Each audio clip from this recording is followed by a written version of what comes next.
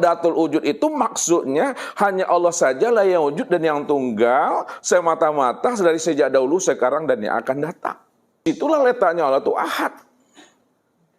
Makanya Ustaz bertanya sama Bapak Ibu, kalau Allah itu ahad, adakah sesuatu selain daripada dirinya? Tidak ada. Kalau ada sesuatu selain daripada dirinya, berarti Allah itu belum ahad. Allah itu belum dikatakan tunggal. Allah itu belum dikatakan wahdatul wujud.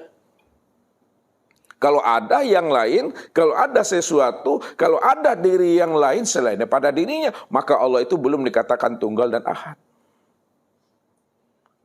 Yang dikatakan ahad, yang dikatakan tunggal, yang dikatakan esa itu tidak ada alam, tidak ada sesuatu.